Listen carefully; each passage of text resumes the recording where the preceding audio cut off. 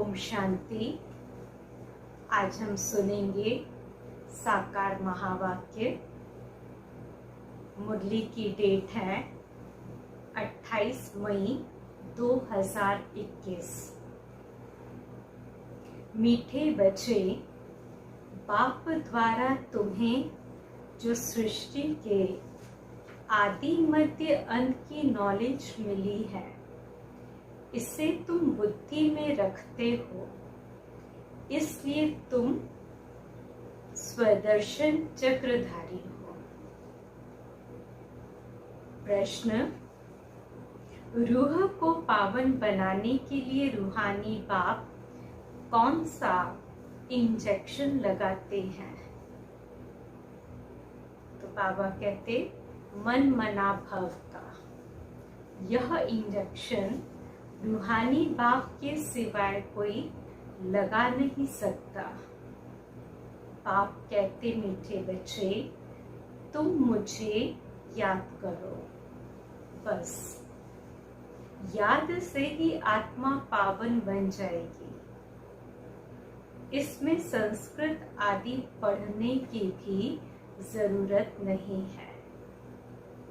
बाप तो हिंदी में सीधे शब्दों में सुनाते हैं। रूह को जब यह निश्चय हो जाता है कि रूहानी बाप हमें पावन बनने की युक्ति बता रहे हैं, तो विकारों को छोड़ती जाती है। ओम शांति। ओम शांति का अर्थ तो बच्चों को समझाया है। आत्मा अपना परिचय देती है, मेरा स्वरूप शांत है और मेरा रहने का स्थान शांति धाम है, जिसको परम धाम निर्वाण धाम भी कहा जाता है। बाप भी कहते हैं कि देह अभिमान छोड़ देही अभिमानी बनो। बाप को याद करो, वह है पतित पावन। यह कोई भी नहीं जानते कि हम आत्मा हैं, यहाँ आए हैं पाठ बजाने। अब ड्रामा पूरा होता है, वापस जाना है, इसलिए कहते हैं मुझे याद करो तो तुम्हारे विकर्म विनाश होंगे। इसको ही संस्कृत में कहते हैं मन मना भव। बाप ने कोई संस्कृत में नहीं कहा है। बाप तो इस हिंदी भाषा में समझाते हैं। जैसे गवर्नमेंट कहती है एक ही हिंदी भाषा होनी चाहिए, तो बाप ने भी वास्तव में हिंदी में ही समझाया है। परंतु इस समय अनेक धर्म मठ पंथ होने के कारण भाषाएं भी अनेक प्रकार की कर दी है। सतयुग में इतनी भाषाएं नहीं होती जितनी यहाँ है। गुजरात में रहने वालों की भाषा अलग, जो जिस गांव में रहते हैं वह वहाँ की भाषा जानते हैं। अनेक मनुष्य हैं, अनेक भाषाएं हैं। सतयुग में तो एक ही धर्म, एक ही भाषा थी। अभी तुम बच्चों को सृष्टि के आदि मध्य अंत की नॉलेज बुद्धि में है। यह कोई शास्त्रों में नहीं है। ऐसा कोई शास्त्र नहीं जिसमें यह नॉलेज हो। न कल्प की आयु का ही लिखा हुआ है, न किसको मालूम है। सृष्टि तो एक ही है, सृष्टि का चक्र फिरता रहता है। नई से पुरानी, पुरानी से फिर नई होती है। इसको ही कहा जाता है स्वदर्शन चक्र। जिसको इस चक्र का नॉलेज है उसको कहा जाता है स्वदर्शन चक्रधारी। आत्मा को ज्ञान रहता है यह सृष्टि चक्र कैसे फिरता है। वह फिर कृष्ण को, विष्णु को स्वदर्शन चक्र दे देते हैं। अब बाप समझाते हैं उन्हों को तो नॉलेज थी नहीं। सृष्टि के आदि मध्य अंत का नॉलेज बाप ही देते हैं। यह है स्वदर्शन चक्र। बाकी कोई हिंसा की बात नहीं कि जिससे गला कट जाए। यह सब झूठ लिख दिया है। यह नॉलेज बाप के सिवाय कोई मनुष्य मात्र दे न सके। मनुष्य को कभी भगवान कह नहीं सकते, जबकि ब्रह्मा, विष्णु, शंकर को भी देवता कहा जाता है। जो बाप की महिमा है वह देवताओं की भी नहीं। बाप तो राजयोग सिखा रहे हैं। ऐसे नहीं कहेंगे बच्चों की भी वही महिमा है जो बाप की है। बच्चे फिर भी पुनर्जन्म लेते हैं। बाप तो पुनर्जन्म में नहीं आते हैं। बच्चे बाप को याद करते हैं। ऊंचे ते ऊंचा है भगवान, वह सदा पावन है। बच्चे पावन बन फिर पतित बनते हैं। पावन तो है ही बाप। बाप का वर्षा भी जरूर चाहिए बच्चों को। एक तो मुक्ति चाहिए, दूसरा जीवन मुक्ति चाहिए। शांति धाम को मुक्ति और सुख धाम को जीवन मुक्ति कहा जाता है। मुक्ति तो सबको मिलती है। जीवन मुक्ति जो पढ़ेंगे उनको मिलेगी। भारत में बरोबर जीवन मुक्ति थी। बाकी सब इतने मुक्ति धाम में थे। सतयुग में सिर्फ एक ही भारत खंड था। लक्ष्मी नारायण का राज्य था। बाबा ने समझाया है लक्ष्मी नारायण के मंदिर सबसे जास्ती बनाते हैं। बिरला आदि जो मंदिर बनाते हैं वह यह नहीं जानते कि लक्ष्मी नारायण को यह बादशाही कहाँ से मिली, कितना समय राज्य किया, फिर कहाँ चले गए, कुछ भी नहीं जानते। तो यह जैसे गुड़ियों की पूजा हुई ना, इसको कहा जाता है भक्ति। आपे ही पूज्य फिर आपे ही पुजारी। पूज्य और पुजारी में बहुत फर्क है। उनका भी अर्थ होगा ना। पतित उनको कहा जाता है जो विकारी है।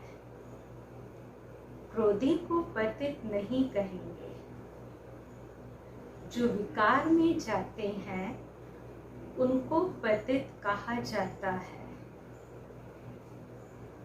इस समय तुमको ज्ञान अमृत मिलता है। ज्ञान का सागर है ही एक बाप। बाबा ने समझाया है ये भारत ही सतो प्रधान ऊंचते ऊंच था। अभी तमो प्रधान है। यह तुम्हारी बुद्धि में है। यहाँ कोई राजाई तो है नहीं। यह है ही प्रजा का प्रजा पर राज्य। सतयुग में बहुत थोड़े होते हैं। अभी तो कितने हैं। विनाश की तैयारियां भी होती हैं। दहली परिस्तान तो बनना ही है, परंतु कोई जानते नहीं है। वह तो समझते हैं यह न्यू दिल्ली है। इस पुरानी दुनिया को पलटाने वाला कौन है ये किसको पता नहीं है। कोई शास्त्र भी नहीं है। समझाने वाला एक ही बाप है।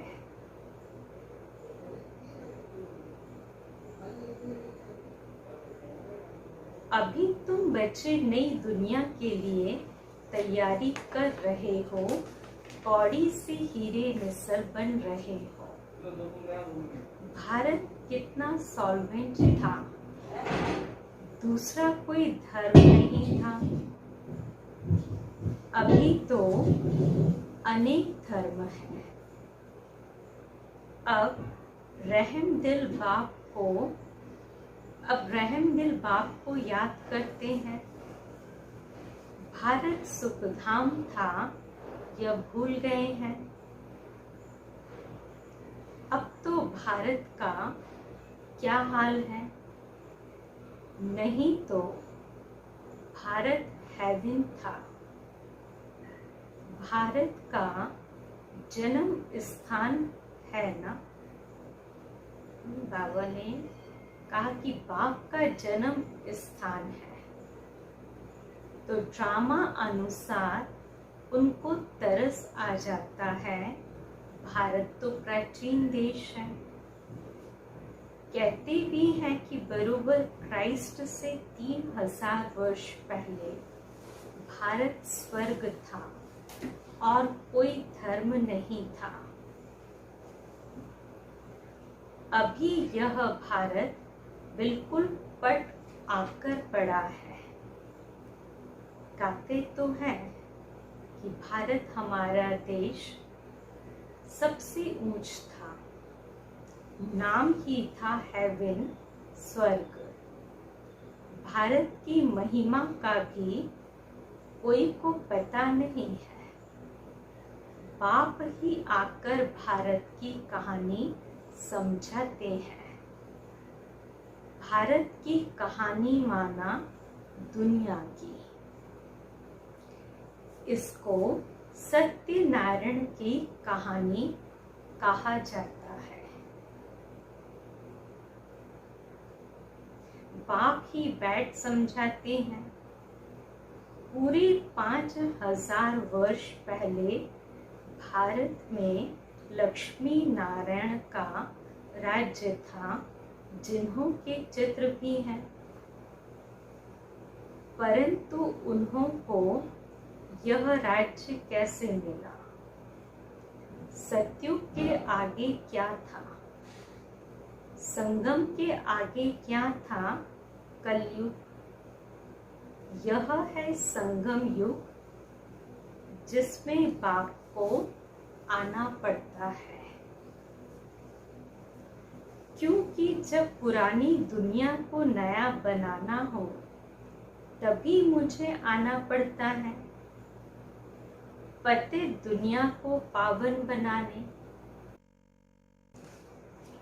मेरे लिए फिर कह दिया है सर्वव्यापी, युगे युगे आता हूँ, तो मनुष्य ही मूंझ गए हैं। संगम युग को सिर्फ तुम जानते हो। तुम कौन हो बोर्ड पर लिखा हुआ है, प्रजापिता ब्रह्मा कुमार कुमारी। ब्रह्मा का बाप कौन? शिव ऊंचते ऊंच, पीछे है ब्रह्मा, फिर ब्रह्मा द्वारा रचना होती है। प्रजापिता तो जरूर ब्रह्मा को ही कहा जाता है, शिव को प्रजापिता नहीं कहेंगे। शिव सभी आत्माओं का निराकार बाप है। फिर यहाँ आकर प्रजापिता ब्रह्मा द्वारा एडॉप्ट करते हैं। बाप समझाते हैं, मैंने इसमें प्रवेश किया है, उन द्वारा तुम मुख वंशावली ब्राह्मण बने हो। ब्रह्मा द्वारा ही तुमको ब्राह्मण बनाए, फिर देवता बनाता हूँ। अभी तुम ब्रह्मा के बच्चे बने हो। ब्रह्मा किसका बच्चा? ब्रह्मा के बाप का कोई नाम है? वह है शिव निराकार बाप। वह आकर इनमें प्रवेश कर एडॉप्ट करते हैं, मुख वंशावली बनाते हैं। बाप कहते हैं, मैं इनके बहुत जन्मों के अंत में प्रवेश करता हूँ। यह हमारा बन जाता है। संन्यास धारण करते हैं। किसका संन्यास? 5 विकारों का, घर बार छोड़ने की दरकार नहीं। गृहस्थ व्यवहार में रहते पवित्र रहना है। मामेकम याद करो तो तुम्हारे विकर्म विनाश हो जाएंगे। यही योग है जिससे खाद निकल जाती है और तुम सतो प्रधान बन जाते हो। भक्ति में तो भल कितने भी गंगा स्नान करें, जब तप आदि करें, नीचे उतरना जरूर है।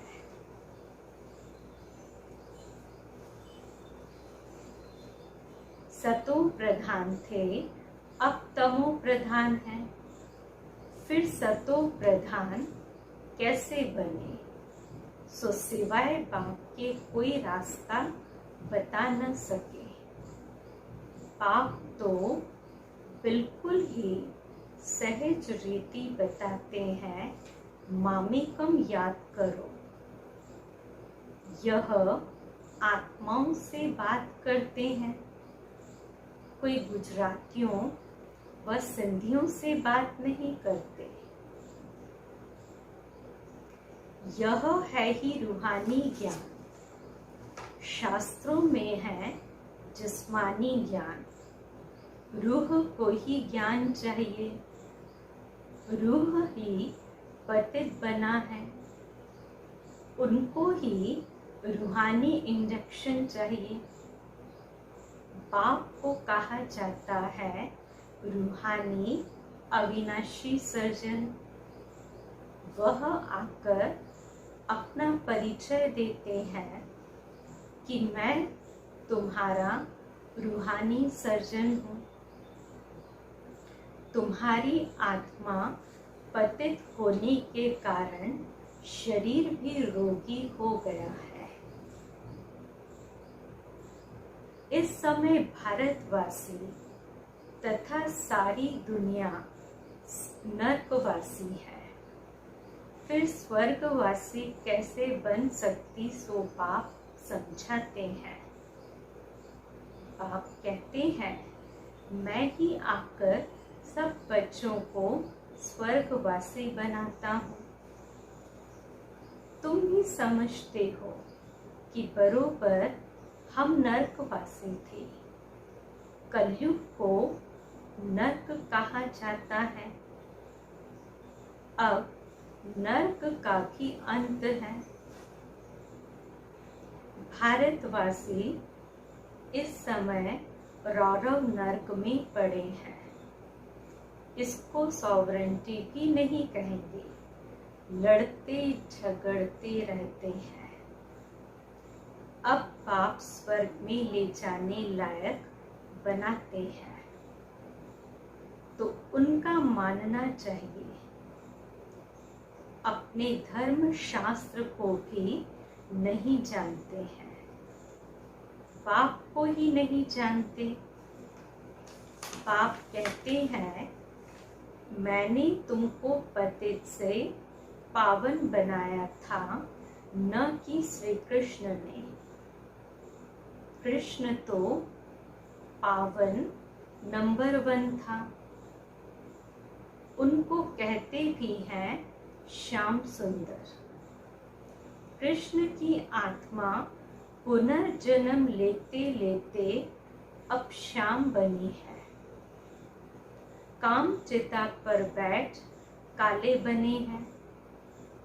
जगत अम्बा को काली क्यों दिखाते हैं? अब तुम काले हो, फिर सुंदर बनते हो। तुम समझा सकते हो, भारत बहुत सुंदर था।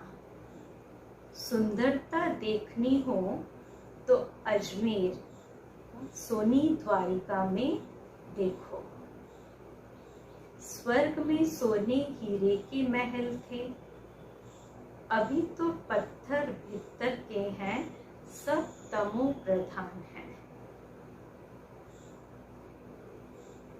तो बच्चे जानते हैं, शिव बाबा ब्रह्मा बाबा दोनों इकट्ठे हैं। इसलिए कहते हैं बाप दादा। वर्षा शिव बाबा से मिलता है। अगर दादा से कहेंगे तो बाकी शिव के पास क्या है? वर्षा शिव बाबा से मिलता है ब्रह्मा द्वारा। ब्रह्मा द्वारा विष्णुपुरी की स्थापना। अभी तो रावण राज्य के है, सिवाय तुम्हारे सब नरकवासी हैं। तुम अभी संगम पर हो, अभी पतित से पावन बन रहे हो, फिर विश्व के मालिक बन जाएंगे। यह कोई मनुष्य नहीं पढ़ाते हैं। तुमको मुरली कौन सुनाते हैं? शिव बाबा। परम धाम से आते हैं, पुरानी दुनिया पुराने शरीर में। कोई को निश्चय हो जाए तो फिर बाप से मिलने के सिवाय रह न सके। कहें पहले बेहद के बाप को तो मिले, ठहर नहीं सकेंगे। कहेंगे बेहद का बाप जो स्वर्ग का मालिक बनाते हैं, उनके पास हमको फौरन ले चलो। देखें तो सही शिव बाबा का रथ कौन सा है। वो लोग भी घोड़े को श्रृंगारते हैं, पटका निशानी रखते हैं।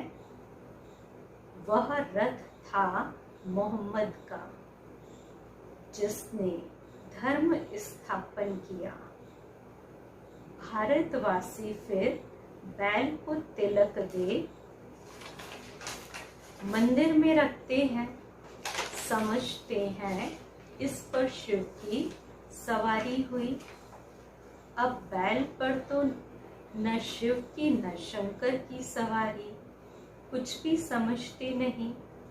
शिव निराकार है, वह कैसे सवारी करेंगे?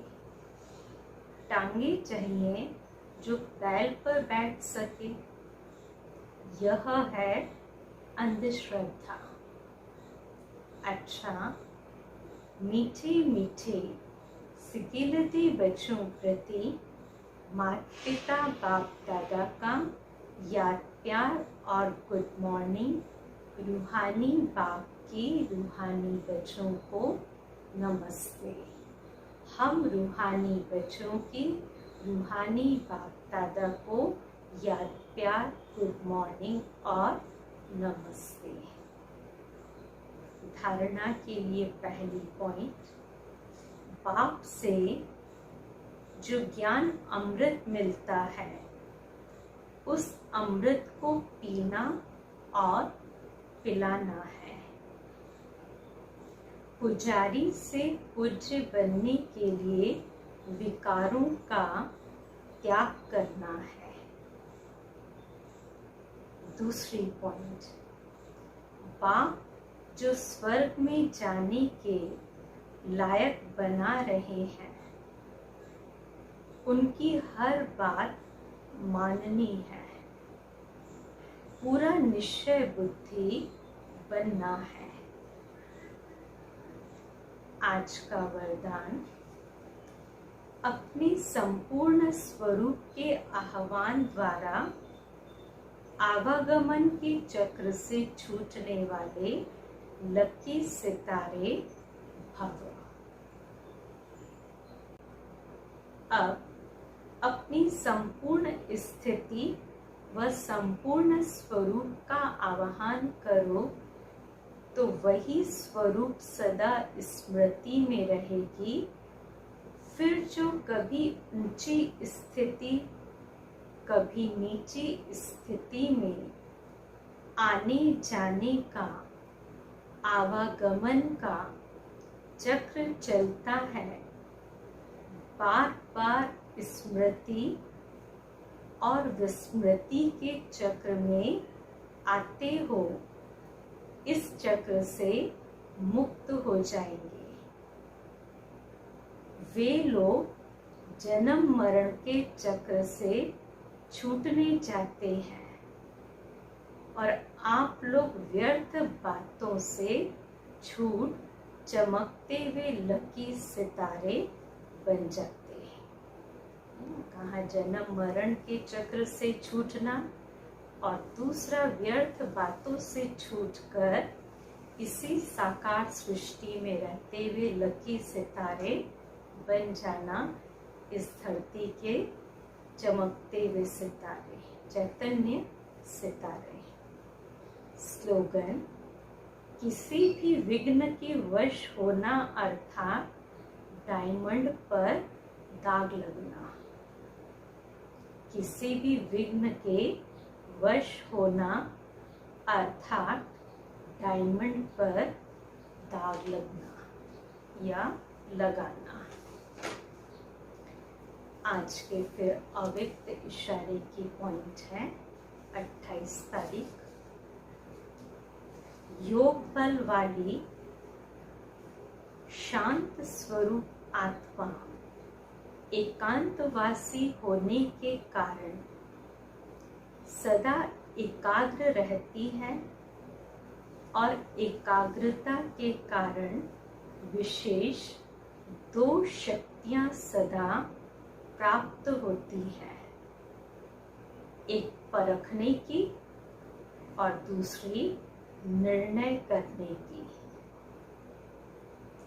यही दो विशेष शक्तियां व्यवहार और परमार्थ दोनों की सर्व समस्याओं को हल करने का सहज साधन है।